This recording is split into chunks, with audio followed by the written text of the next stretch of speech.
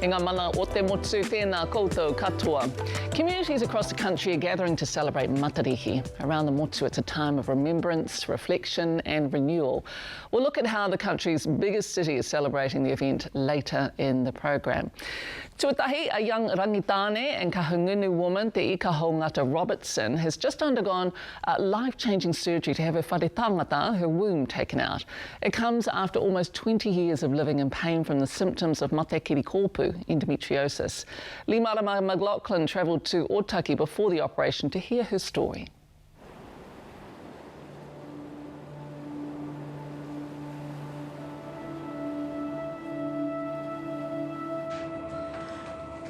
I was pretty active, ambitious, heaps of music and heaps of friends, and now it's quiet. It's real quiet. At only 34 years old, Te Ikahoungata has spent more than half of her life in pain. I have continual chronic pain in my lower back that kind of radiates around my hips and down my legs. But if I have my ikura, I can't move. I'm just basically, writhing in pain for what can be from 2 hours to 2 days.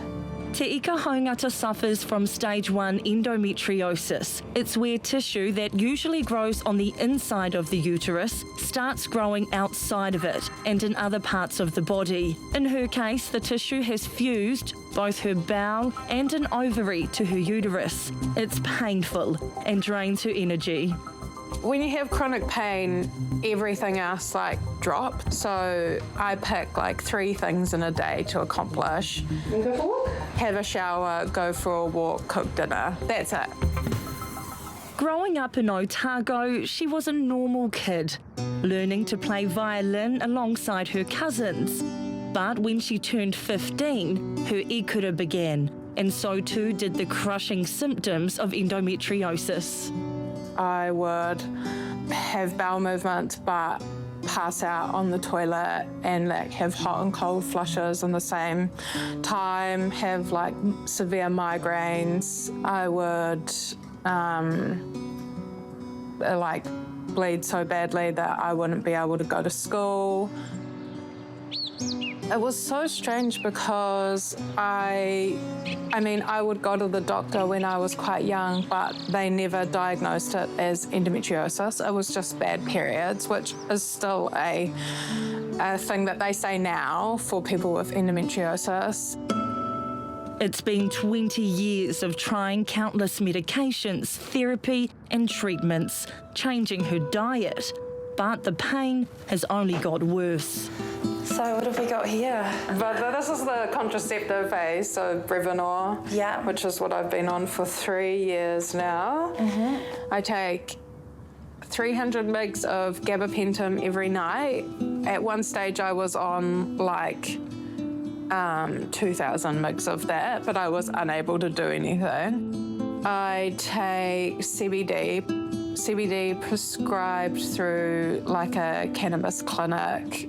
And then if all of that doesn't work, I'll also use marijuana. And then if all of that doesn't work, I'll take a sleeping pill and try and just sleep it off. It's been a nightmare trying to get help. In 2017, her parents paid for a laparoscopy, where the problematic tissue is scraped from the outside of the uterus.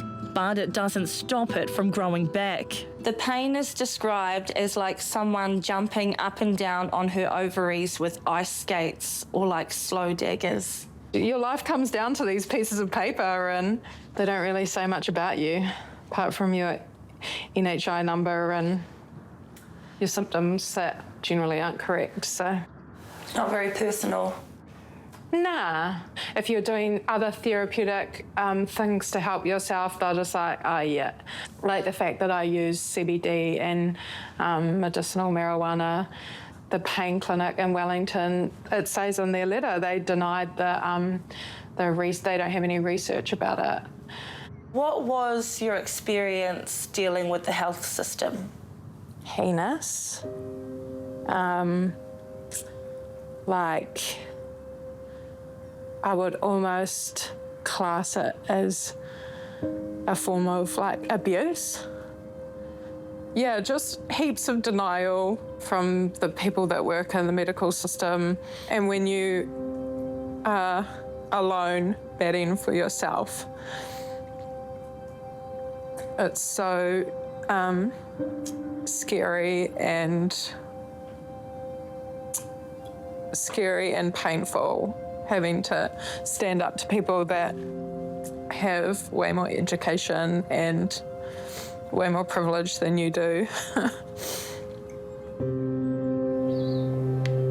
3 years ago, she had to stop working, doing the odd graphic design job from home to try to make ends meet. She begged her specialist for a hysterectomy, but he refused.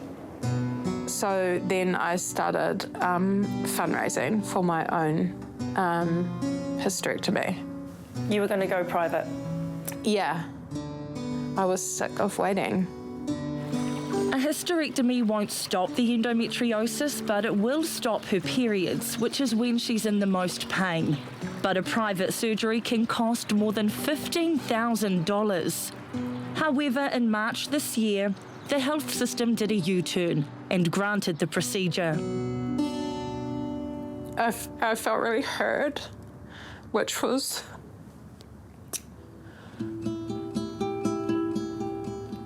I was really not grateful. I'm not grateful to them at all, but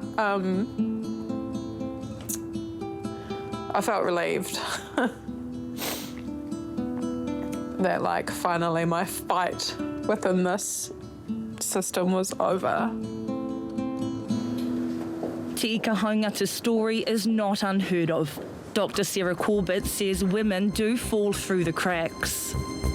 There are a lot of excellent GPs who are managing people really well in primary care, but I think there's a lot of people who tell me these stories that they say, I went to my doctor with period pain, but they told me it was just normal, kept giving me pain relief without referring or trying anything else. Or even some doctors saying, oh, it's a woman's problem, I don't manage those, you know? And so these are huge problems if you're trying to get help to be told that. And you to push or to seek a second opinion, you have to really be quite tough, and it's not an easy process, which it should be far easier for people. Globally, 1 in 10 women have endometriosis, but it's widely underdiagnosed, and there are several treatments unavailable here in Aotearoa. So one of the difficult things with endometriosis care in New Zealand is it's not standardised. Like, you know, we had 21 DHBs and that's changed, but we still haven't got any cohesive endometriosis guidelines or referral criteria, or who should get a scan, who should get surgery. And wait lists are also a huge postcode lottery. So, for example, at Middlemore Hospital for at least 5 years, we were seeing nobody with any pelvic pain because we were trying to manage our surgical wait list. So the GPs would refer these women, and then our managers would send them back to the GPs because we needed to get through our wait list within the targets.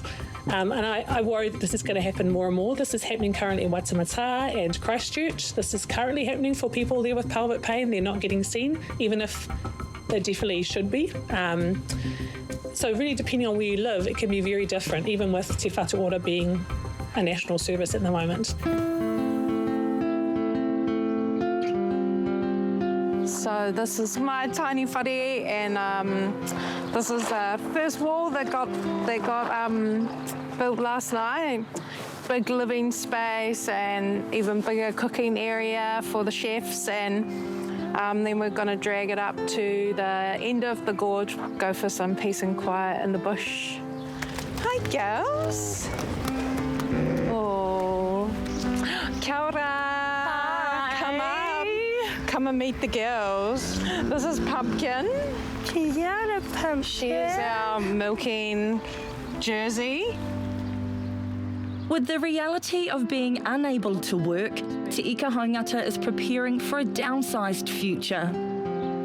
This is where I'm going to put my tiny house. Beautiful. Doesn't look like much at the moment, but at least the moon is still shining, eh? Like, it'll get there. It'll get there.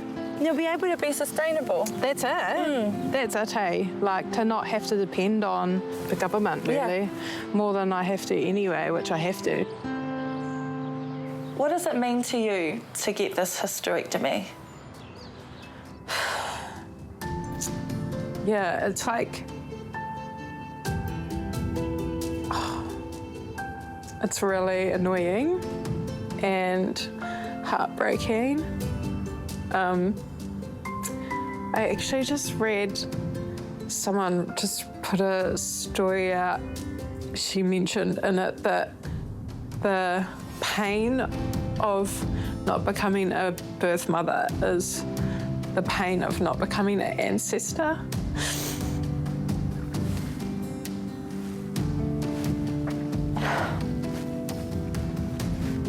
God, it can't be an easy decision to make. No, but if you can't look after yourself, how can you look after a small child? I could never do that because of the amount of pain that I sit in. Yeah, I never took this decision lightly.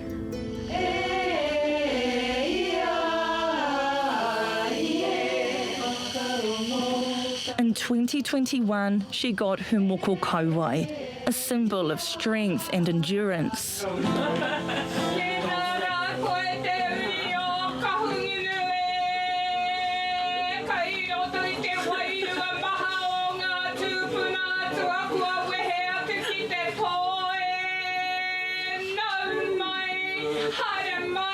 Tell me about your kauai. It changed my life in like a really positive, intense, powerful way. Even if I don't bear children and I have to have this horrible procedure, I know that my tupuna know that I was doing it with their encouragement.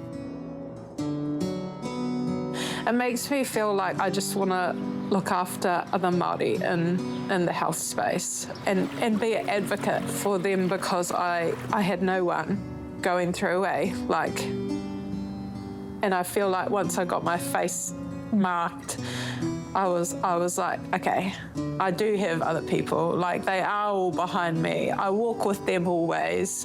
On Thursday, Te Ikahoungata went in for her long-awaited surgery, hoping finally she's on the path to some relief.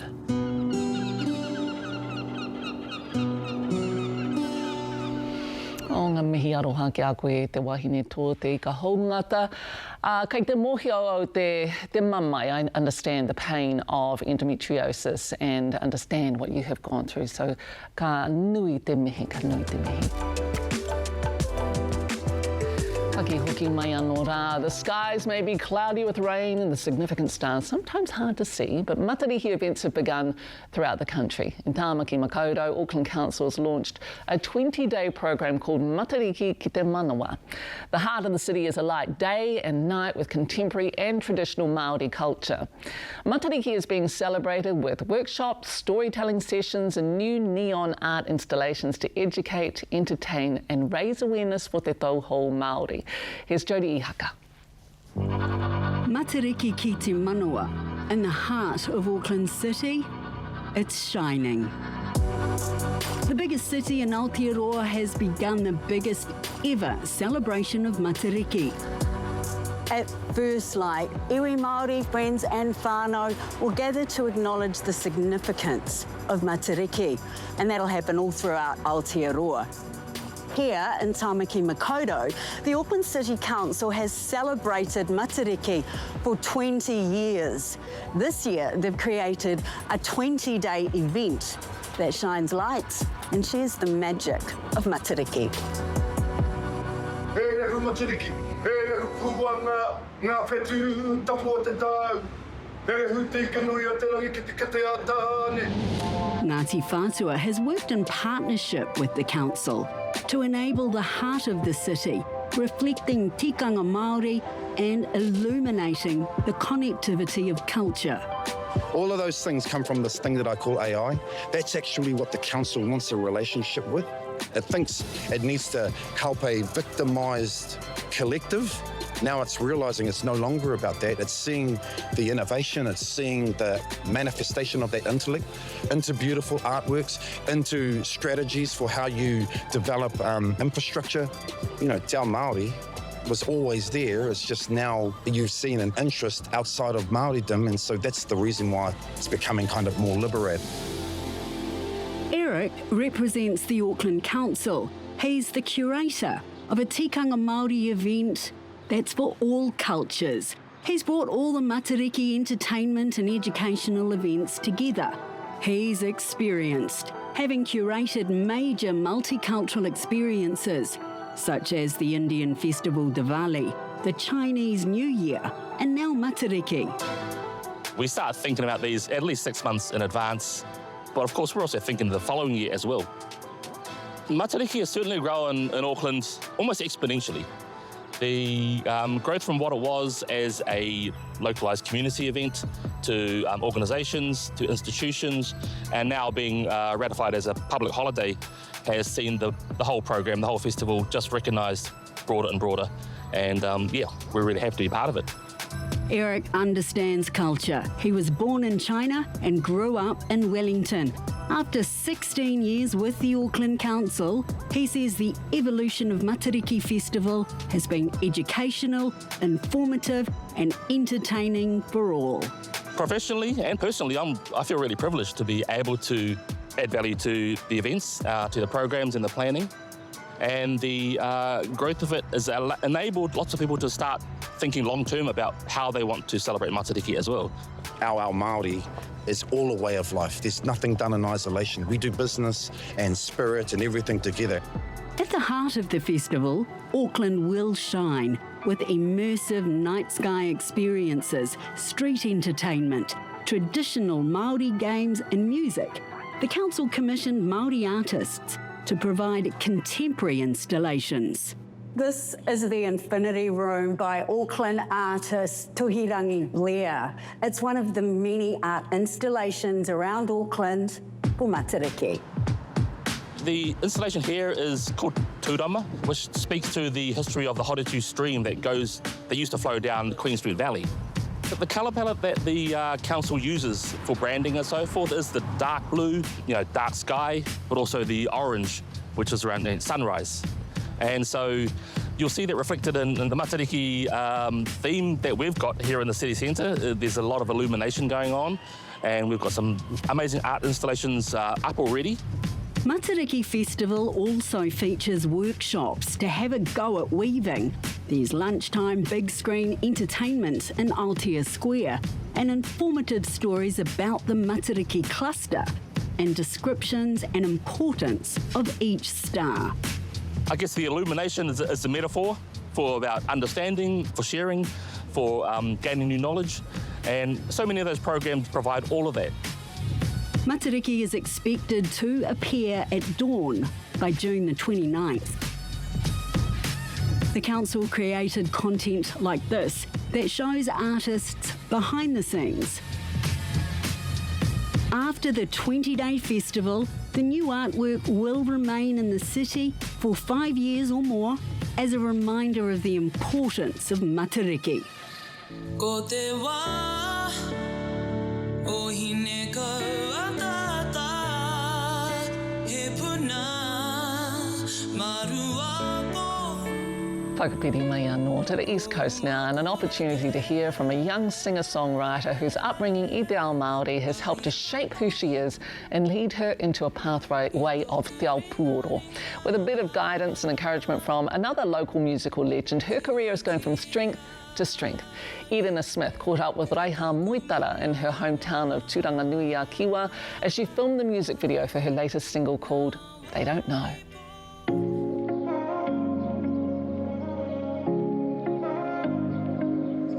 He kohine e whai ana i ona moe moia, ahakoa te aha. ko ngā whāinga, he whāinga nui, engari I mahi, nā te mea kia hau, ka reo e rata ana ki ngā tangata e whakaheke ana I aku moemoea. You know, I don't like when people say, don't do that because you might not this and this and this. So kia au, I'll challenge that. I will challenge it and māku e mahi. So he pai kia au, nā te mea kei konei tonu e mahi ana. Ko ona pukenga hoki, kei roto I te toto. I tipu mai aku whāinga me ki te mahi I te tuhituhi I te waiata mai taku māma ko Adrian Stewart. He whānau waiata, te katoa taku whānau no uawa. Engari tonu, anō ki nā tāna whānau tangohau hoki. I tupu mai au ki e rā pukenga.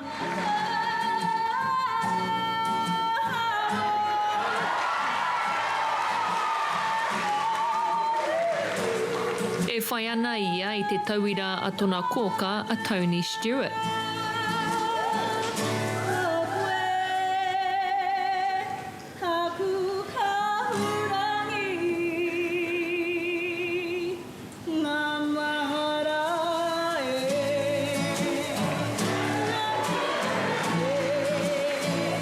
I moved to Australia, so I lived with Auntie Tony for a couple of months in 2018. It offered me to jump in with her, do some gig with her. We were in a rock band.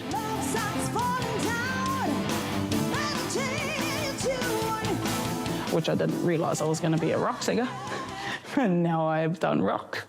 And it's another different genre that I've got in my kete that people don't know. People don't even know that I like country. Like, you know, a lot of people think my main genres are R&B and gospel. But that's like the stereotype that I feel like people have already put on me because of how I sing and how I perform. Oh yeah, she does ballads. Oh yeah, she doesn't really listen to these other songs. Well, actually, kei te he. Yeah. But I like that side of me, though. I think it's quirky, and I think it's different. It's real random.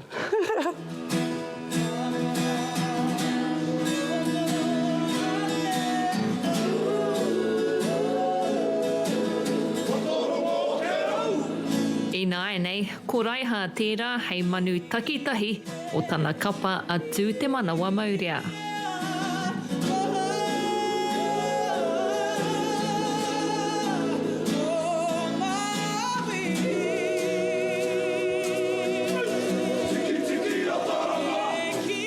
Ko te tū taki tini, te tū pai katoa ki aia. Kaore ko te tū me tōna kotahi hei kai waiata. Because it's not kapahaka, it's so different to kapahaka that you have to work a little bit extra to figure out how you're going to get that message across or how you're going to sing your songs and how you're going to do this. And then you don't have 40 people covering you if you go flat, you know? So it's those types of things for me that actually make my anxiety and all of that come out was when I'm actually on stage without my 40 team, you know? It's the biggest part, I think, that makes me nervous when I'm up there by myself and there's not 40 other people behind me. Right. He oi, tērā tētahi mātanga tito waiata, noroto te tai rāwhiti. E arahi ana I aia. Walk around the clothes, Jordan. Rua te kaumatahi aku tau, koera taku wai te tino pirangi au ki te mahi. And then, kātahi ka kite au I tētahi pānui, you know, sign up, come do your music course with Taina. So, kia hau tino pūmanawa au ki te mahi e rā mahi, so I haere. Mataku, engari, I haere. Whai muri I te 5 tau, kua whakaputaina e Raiha tana waiata tua toru. E kia nei, they don't know. He kaupapa mahi tahi rāua ko Taina Keelan.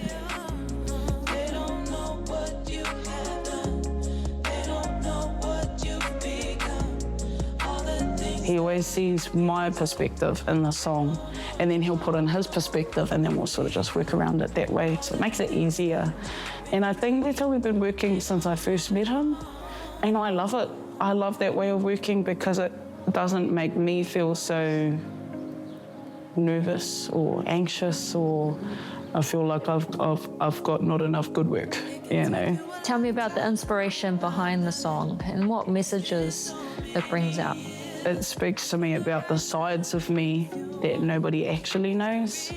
A lot of people think they know what I do in my life because of what I post, you know. I go to the gym, I go to work. I used to be a cleaner for 10 years, but now I'm not a cleaner anymore. I'm a brow technician, I'm a beauty therapist, qualified beauty therapist. Like, I'm doing so many different things that nobody really knows. People think they know me, but they don't really know me. People think they know where I go, but they don't really know where I go. And I know I'm not the only one that goes through this too, so it's a repercussion thing. You think you know, but you hara. Kei tua I te awe māpara he kōtiro kone hei tā Raiha. Engari, he maia tonu. He shy, like I'm just 10 he shy ahau. He actor hoki ahau, so I like to show that I'm not shy. Engari, ke roto, aku, you know, in my feelings, aku emotions, shy as, mataku as. Engari, ke konei, you know, putting it up, putting myself forward. Because really nobody else can but me, yeah. Nā reira, he hāna tohu ki te hunga e kake ana I te maunga teitei. Who cares what they say, just do it. Tā hoa hoki rā, ko te wawata kia toi tu te ora kia koutou. That is Marae for this week. The team will be back with you a te rā tapu. If you want to catch up on any stories you've missed, or if you've enjoyed stories with your friends and whānau, Marae is available online at TVNZ Plus, as well on our Facebook. Kia haumaru te noho, hei te rā wiki.